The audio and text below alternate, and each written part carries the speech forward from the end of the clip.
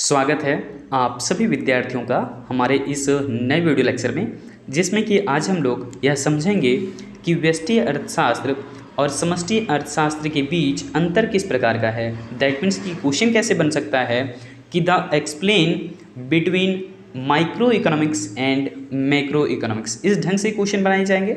और यहाँ पर हम लोग यह भी समझ पाएंगे कि माइक्रो इकोनॉमिक्स और मैक्रो इकोनॉमिक्स में आपस में डिपेंडेंसी किस प्रकार से है, आपस में दोनों एक दूसरे पर निर्भर किस ढंग से हैं। ठीक है, तो चलिए हम लोग शुरुआत करते हैं। यहाँ पर अंतर लिखने से पहले एक बात को ध्यान रखिएगा कि जब भी आप किसी दो विषय वस्तु के बीच में अंतर बता रहे हों तो आप एक लाइन जरूर मेंशन कर दीजिएगा कि आप किन दो विषय वस्तुओं में अंतर बताने जा रहे हैं। जैसे कि मैंने लिखा क्या है, पहले हिंदी माध्यम के विद्यार्थियों के लिए पढ़ेंगे, फिर अंग्रेजी माध्यम के विद्यार्थियों के लिए। ध्यान रखिएगा, यहाँ पर देखिए, व्यष्टि एवं समष्टि अर्थशास्त्र के बीच अंतर को निम्नलिखित बिंदुओं द्वारा स्पष्ट किया जा सकता है। अंग्रेजी से मैंने क्या मेंशन किया, the difference between micro and macro economics can be explained by the following points. Clear है ना। अब यहाँ पर दूसरी बात को ध्यान रखिएगा कि जब हम लोग दो विषय वस्तु में अंतर कर रहे हैं तो हम लोगों को अंतर तालिका बना लेना चाहिए। इससे स्पेसिफाइड होकर के हम लोग बेसिस को ध्यान में रखते हुए काम कर सकते हैं या फिर आधार को ध्यान में रख सकते हैं, और उसी के आधार पर अगर हम अंतर बताएं तो हमारा अंक कटने की संभावना समाप्त हो जाती है और हम एक अच्छा स्कोर कर पाते हैं। तो यहाँ देखिए, मैंने पेज के बीचों बीच में एक डिफरेंट शेड्यूल बना लिया है। इस प्रकार से समझ लीजिए, यानी कि हमने वर्टिकल लाइन खींच लिया, ठीक है, और हमने हॉरिजेंटल लाइन खींच लिया, ठीक है ना। मैंने यानी कि रो भी बना दिया, ये देखिए रो, और दूसरा मैंने कॉलम। तो इस ढंग से आपको भी काम करना है एग्जामिनेशन में, जब आपको कोई दो विषय वस्तु में अंतर बतलाना होगा। ठीक है, यहाँ पर इसका फ़ायदा क्या है, इसका फ़ायदा ये है कि एक साइड में हम लोग चूँकि इस प्रकार से कर चुके हैं तो एक साइड में हम लोग मेंशन कर देते हैं किसी एक विषय वस्तु को और दूसरे साइड में दूसरी विषय वस्तु को। अब यहाँ पर जैसे मैंने लिख दिया है व्यष्टि अर्थशास्त्र यानी कि माइक्रो इकोनॉमिक्स, और दूसरे साइड में मैंने लिख दिया है इधर मैक्रो इकोनॉमिक्स। क्लियर है ना। चलिए अब हम लोग अंतर बताते हैं। यहाँ पर अंतर समझने से पहले एक बात ध्यान रखिएगा कि यहाँ पर मैंने बेसिस क्या लिया है, तो व्यष्टि का अर्थ मैंने इधर बताया है और इधर मैंने समष्टि का अर्थ बताया है, यानी कि अर्थ के आधार पर दोनों में अंतर किया जा रहा है। फिर जो है सेकेंड पॉइंट में मैंने कैसे मेंशन किया कि व्यष्टि अर्थशास्त्र में या फिर माइक्रो इकोनॉमिक्स में किन चीज़ों का स्टडी किया जाता है या फिर इसका अध्ययन क्षेत्र क्या है, उन चीज़ों के बारे में मैंने बात किया है। दूसरी तरफ मैंने यह बताया है कि समष्टि अर्थशास्त्र में किन चीज़ों का अध्ययन किया जाता है। तो कहने का मतलब है कि अध्ययन क्षेत्र के आधार पर भी हमने अंतर किया है दोनों में, यानी कि आधार आपने जो इधर लिया है वही आधार आपको इधर लेकर के काम करना चाहिए। ठीक है, इससे क्लैरिटी ज़्यादा आता है कि दोनों में अंतर क्या है। चलिए अब हम लोग बात करते हैं। देखिए मैंने पहले पॉइंट में क्या लिखा है कि व्यष्टि का अर्थ होता है छोटा या फिर सूक्ष्म।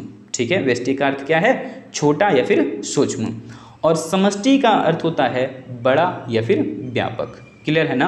यानी कि माइक्रो इकोनॉमिक्स में हम लोग ये देखते हैं स्मॉल इकोनॉमिक वेरिएबल का स्टडी करते हैं, इसलिए हम लोग ने लिखा कि माइक्रो मीन्स क्या, स्मॉल। ठीक है, और मैक्रो मीन्स क्या, मैक्रो मीन्स लार्ज। तो माइक्रो मीन्स स्मॉल और मैक्रो मीन्स लार्ज, ये बात आपको समझ में आ गया।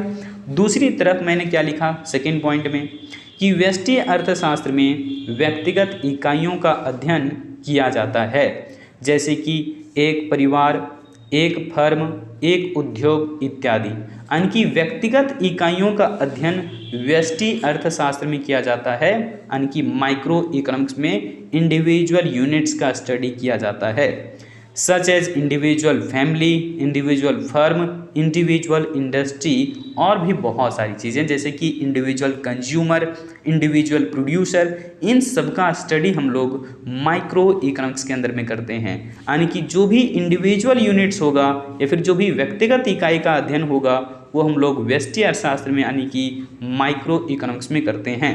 ठीक है, देखिए अब दूसरी तरफ यहाँ पर ध्यान दीजिएगा कि समष्टि अर्थशास्त्र में सामूहिक इकाइयों का अध्ययन किया जाता है। किसका भाई, समष्टि अर्थशास्त्र में हम लोग सामूहिक इकाइयों का अध्ययन करते हैं, जैसे कि राष्ट्रीय आय, कुल उत्पादन, मुद्रा की पूर्ति, रोजगार, सामान्य मूल्य स्तर और व्यापार चक्र इत्यादि, इन सब का अध्ययन हम लोग समष्टि अर्थशास्त्र में करते हैं। यानी कि जब पूरे देश की बात हो, पूरे देश में कौन सी समस्या उत्पन्न हुई है और किस तरह से उसका समाधान किया जाना चाहिए, ये सब सारा अध्ययन हम लोग समष्टि अर्थशास्त्र की तरफ करते हैं।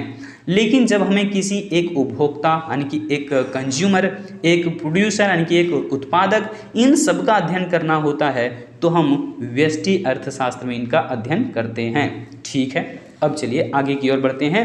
अंग्रेजी माध्यम के विद्यार्थियों को मैंने यहाँ पर स्पेशली नोट किया है कि aggregate units are studied in macro economics.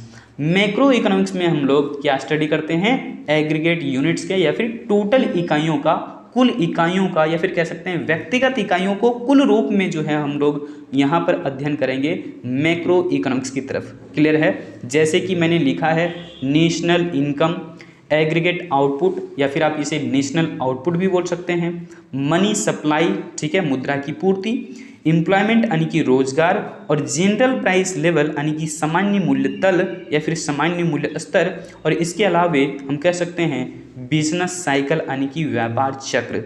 तो इन सब का स्टडी हम लोग मैक्रो इकोनॉमिक्स के साइड में करते हैं, और जो इंडिविजुअल यूनिट्स होता है इसे हम माइक्रो इकोनॉमिक्स में स्टडी करते हैं, यानी कि व्यष्टि अर्थशास्त्र में अध्ययन करते हैं। उम्मीद है समझ में आ गया होगा कि एग्रीगेट स्टडी कहाँ होगा, एग्रीगेट यूनिट्स का स्टडी माइक्रो इकोनॉमिक्स के अंदर नहीं बल्कि मैक्रो इकोनॉमिक्स में, और जो इंडिविजुअल यूनिट्स होगा उसे हम माइक्रो इकोनॉमिक्स में यानी कि व्यष्टि अर्थशास्त्र में पढ़ते हैं। क्लियर है ना?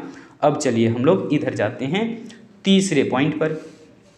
हमने तीसरे पॉइंट में क्या मेंशन किया है कि व्यष्टि अर्थशास्त्र में छोटे छोटे आर्थिक चरों का अध्ययन किया जाता है जिनका प्रभाव पूरी अर्थव्यवस्था पर नहीं पड़ता है। यानी कि in micro economics small economic variables are studied which do not affect the whole economy.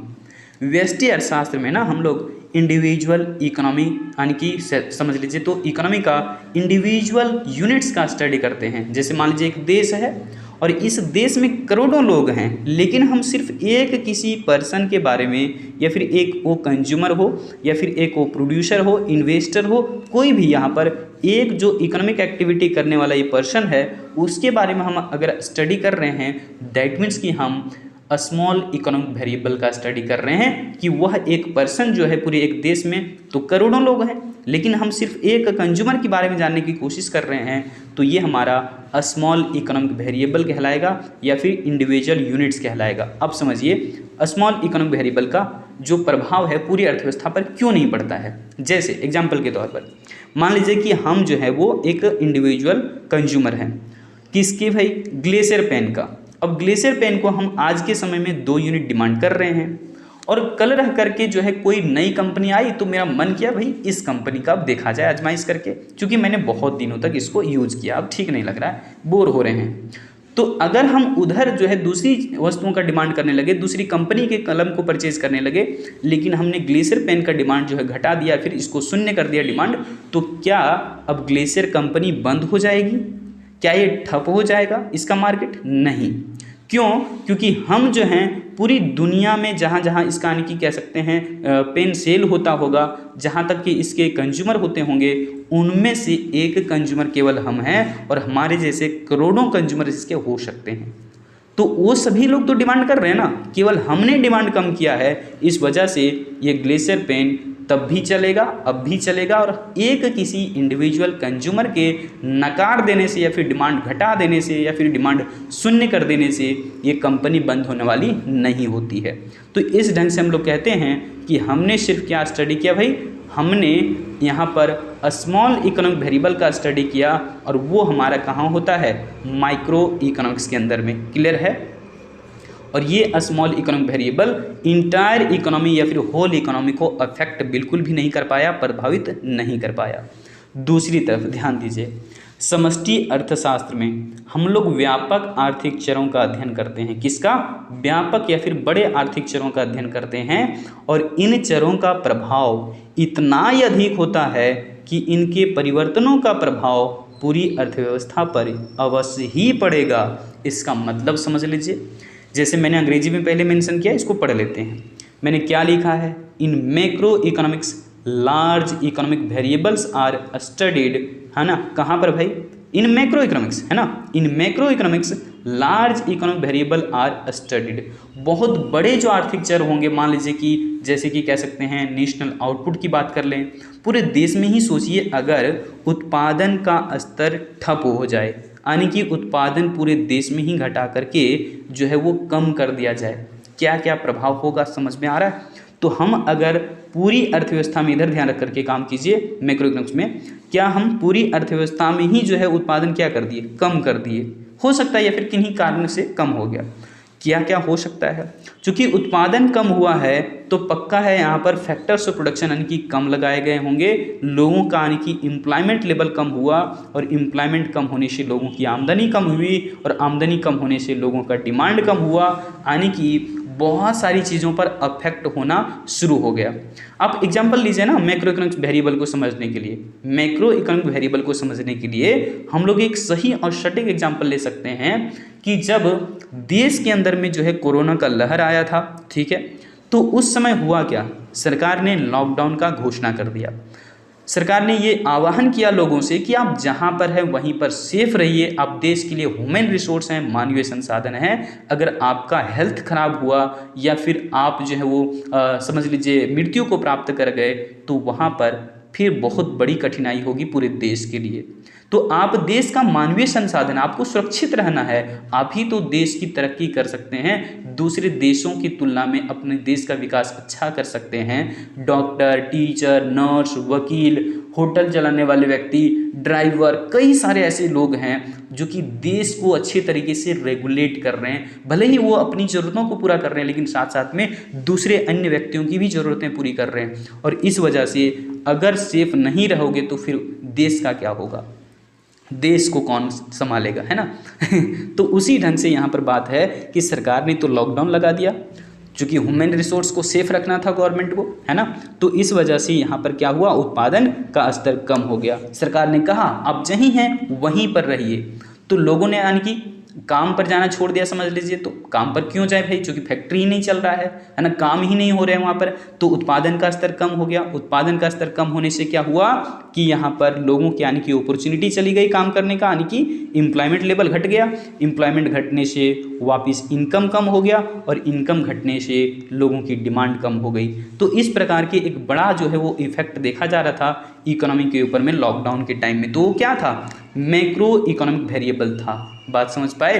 तो इस ढंग से हम कह सकते हैं कि मैक्रो इकोनॉमिक वेरिएबल या फिर लार्ज इकोनॉमिक वेरिएबल का जो स्टडी है, इसका स्टडी हम लोग मैक्रो इकोनॉमिक्स में करते हैं, और ये पूरी इकोनॉमी को अफेक्ट कर सकता है। तो यहाँ पर इसी बात को मैंने मेंशन कर दिया।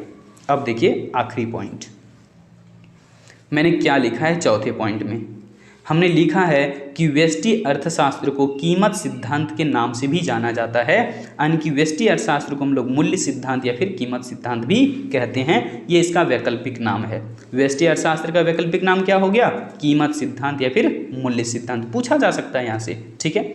यहाँ पर देखिए, समष्टि अर्थशास्त्र को आय एवं रोजगार के सिद्धांत के नाम से भी जाना जाता है। समष्टि अर्थशास्त्र को क्या जानते हैं, आय एवं रोजगार के सिद्धांत के नाम से जानते हैं। इसी बात को हमने यहाँ पर अंग्रेजी से मेंशन कर रखा है, ध्यान दीजिएगा। यहाँ पे क्या लिखा है, मैंने लिखा है क्या कि micro economics is also known as price theory. Micro economics को क्या कहते हैं, प्राइस थ्योरी कहते हैं। और इसी बात को हम लोग जो है आगे आने वाले वीडियोज लेक्चर में अच्छे से कंप्लीट करेंगे मार्केट वाले चैप्टर के अंदर, कि भाई क्यों दिया गया था नाम माइक्रो इकोनॉमिक्स को, क्या, प्राइस थ्योरी। तो इस चीज़ का जो है वेरिफिकेशन बहुत अच्छे तरीके से हम लोग तब कर पाएंगे जब बाजार वाले जो है हम लोग कंसेप्ट्स को पढ़ेंगे, ठीक है। यहाँ पर ध्यान दीजिए, मैक्रो के साइड में macro economics is also known as theory of income and employment. तो ये सब जो है वो माइक्रो इकोनॉमिक्स का ये अल्टरनेटिव नाम है प्राइस थ्योरी, और मैक्रो इकोनॉमिक्स का अल्टरनेटिव नाम क्या है, theory of income and employment. उम्मीद करते हैं कि आज इस वीडियो लेक्चर को समझने के बाद पहले जो 2 वीडियो 3 वीडियोज आपने देखे हैं उन सभी को रिलेट करके आप अच्छे से समझ पाए होंगे कि दोनों के बीच में यानी कि व्यष्टि और समष्टि के बीच में अंतर किस ढंग से लिखा जा सकता है। और ध्यान रखिएगा, अगर प्रश्न 3 अंक का पूछा जाता है तो कम से कम आप 3 पॉइंट जरूर मेंशन करिए। आपको अगर जो है 2 नंबर में पूछा जाता है तो कम से कम आप 2 पॉइंट जरूर लिखा कीजिए, जैसे कि मैंने यहाँ पर 4 पॉइंट्स के अंदर आपको डिफाइन करवा दिया। आपको मैंने ये भी बता दिया कि इनके सब्जेक्ट मैटर जो है इनकी क्या क्या स्टडी करता है, अध्ययन क्षेत्र क्या है, अर्थ भी क्या है, ये भी मैंने समझा दिया।